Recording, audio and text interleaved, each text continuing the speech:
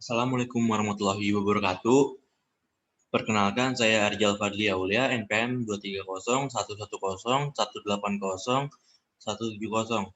Di sini saya akan membahas tentang analisis bahaya dan proses penentuan titik kendali produk perikanan. Produk perikanan merupakan hasil kekayaan alam Indonesia yang melimpah dan memiliki potensi cukup baik untuk dimanfaatkan, karena ikan merupakan sumber gizi yang bermanfaat bagi tubuh. Manfaat tersebut diantaranya sebagai sumber energi, bantu pertumbuhan dan pemeliharaan tubuh, memperkuat daya tahan tubuh, serta memperlancar proses fisiologis dalam tubuh. Banyak sekali contoh produk hasil perikanan di Indonesia karena Indonesia merupakan negara maritim, sehingga sangat mudah untuk membuat produk olahan hasil perikanan itu sendiri. Salah satu produk perikanan yang akan saya bahas di kali ini adalah abon ikan. Tentu udah nggak asing ya abon ikan itu. Abon ikan ini bisa terbuat dari ikan tuna, ikan marlin, dan semacamnya. Kali ini saya akan membahas sebanyak 3 sesi, yaitu alur produksi, analisis bahaya, dan penentuan titik kendali. Untuk alur produksi pembuatan abon ikan itu terdapat 10 tahap. Yang pertama, persiapan bahan baku.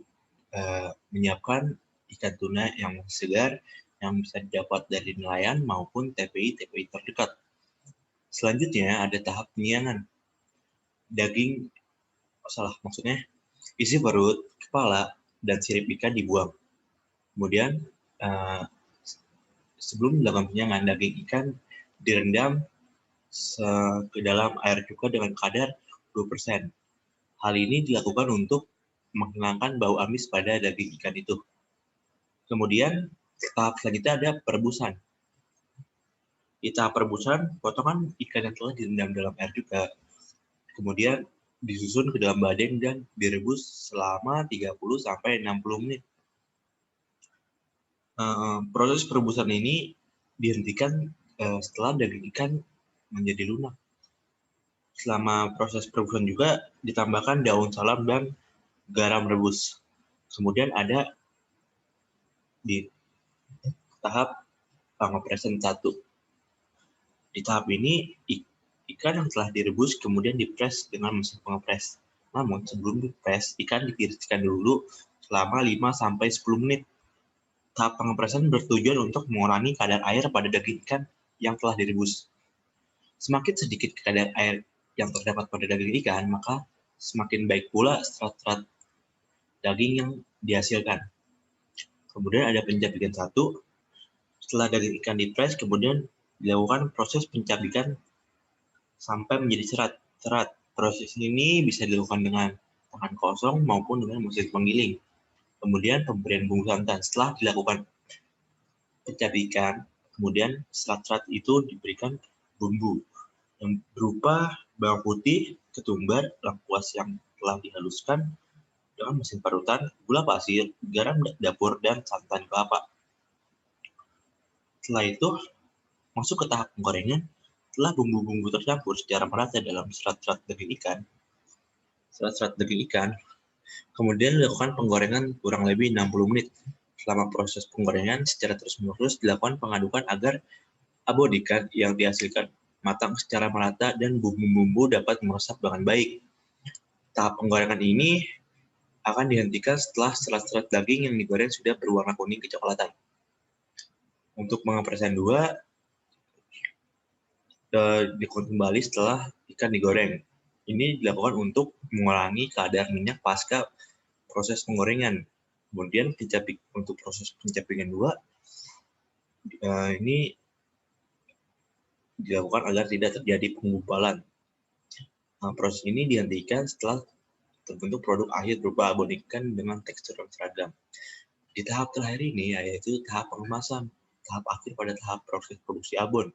Jika nggak langsung dilakukan, maka produksi abon ikan ini akan disimpan terlebih dahulu dalam kantung plastik besar. Ya, setelah kita membahas alur produksi pembuatan abon ikan, kita akan lanjut ke analisis bahayanya.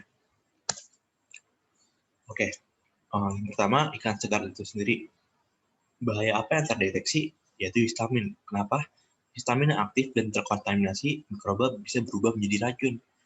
Gimana cara pencegahannya? Yaitu penanganan awal yang optimal dan berstandar analisa dan analisa lab oleh perusahaan untuk menghilangkan histamin. Ini termasuk CCP receiving.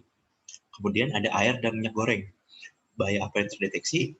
Air yang berbau, berwarna, dan terkontaminasi zat kimia serta terkontaminasi bahan najis. Serta minyak goreng yang bisa tercampur minyak hewani, yaitu minyak B2. Alasannya apa? Air yang terkontaminasi memicu pertumbuhan mikroba dan bakteri yang menyebabkan penyakit. Serta penambahan lemak babi pada minyak goreng juga termasuk yang alasannya. Gimana cara pencegahannya? Yaitu membeli minyak goreng yang bersertifikat halal MUI dan ini termasuk CCP resepi juga. Untuk bumbu-bumbu, bahaya yang terdeteksi itu penggunaan MSG atau zat adiktif yang di luar kadar yang telah ditentukan. Terlalu banyak MSG dapat menyebabkan penyakit kanker. Gimana cara cegahnya? Menggunakan MSG dengan kadar yang telah ditentukan oleh pemerintah. Nah, CCP ini masuk ke cooking. Oke, selanjutnya ke prosesnya. Di pertama itu saat penerimaan bahan baku. Apa bahaya yang terdeteksi? Penanganan kontaminasi histamin pada ikan tuna segar. Kenapa? Jika histamin terkontaminasi mikroba bisa berubah jadi racun. Cara caranya gimana? Controlling GKM bahan baku untuk pengawasan kehigienisan bahan baku. Ini merupakan CCP, receiving and scanning. Terus kedua ada saat pengolahan. Penanganan saat penjagaan ikan tuna itu bisa saja terjadi kontaminasi pekerja dan alat yang digunakan selama penjagaan dan air yang digunakan. Cara gimana? Ini termasuk CCP trimming. Cara cegah gimana? Menjaga kehigienisan pekerja dan sanitasi ruang kerja. Yang ketiga saat pencucian. Penanganan saat pencucian itu harus diperhatikan karena bisa aja air yang digunakan mengandung bakteri E. coli. Gimana cara cegahnya? Ya, melakukan analisa lab. CCP ini masuk ke CCP sanitasi. Kemudian di saat perebusan dan pendinginan, bisa aja kemungkinan media alat yang digunakan untuk perebusan terkontaminasi dengan bahan-bahan bakteri. Cara cegah gimana? Melakukan sterilisasi pada alat atau media yang digunakan. Kemudian jaga kebersihan ruang dan penyimpanan agar tetap kering dan tidak lembab. Ini masuk ke CCP storage. Untuk pencabutan daging ikan tuna, pada saat penjabikan mesin yang digunakan bisa saja terkontaminasi bakteri-bakteri atau alat yang digunakan habis digunakan untuk bahan-bahan yang berbahaya lainnya. Cara cegah gimana? Controlling pengawasan pada GKM peralatan mesin. Ini masuk ke CCP control mesin. Untuk pencampuran bumbu, bisa aja ada bakteri atau bahan yang bisa tercampur dalam bumbu. Cara cegah gimana? Yaitu membeli bumbu yang telah sertifikasi halal. Ini masuk ke CCP cooking. Untuk penggorengan terkontaminasi bahan haram atau najis.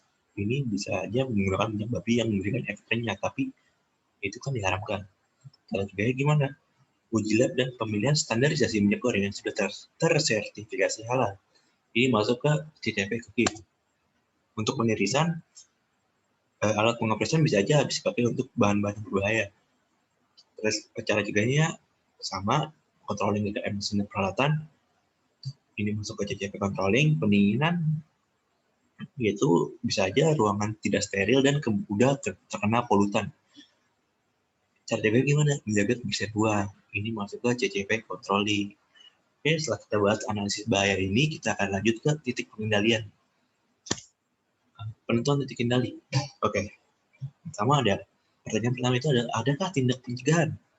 Jika iya, maka kita akan lanjut ke pertanyaan kedua. Jika tidak, maka akan lanjut, adakah pencegahan pada tahap ini yang perlu dilakukan untuk keamanan pangan?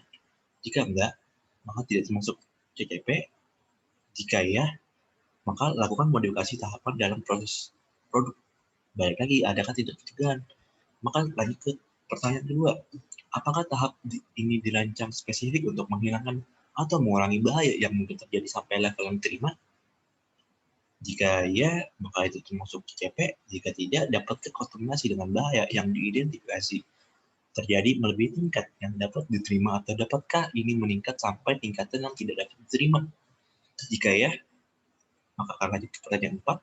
Jika tidak, maka bukan CCP. Nah, di pertanyaan 4 ini, akankah tahapan berikutnya menghilangkan atau mengurangi bahaya yang teridentifikasi sampai level yang dapat diterima? Jika ya, bukan CCP. Jika tidak, maka CCP. Next, ini ada penentuannya CCP atau tidak CCP. Untuk penyiapan bahan dan penyiangan itu bukan CCP. Untuk perebusan juga bukan CCP.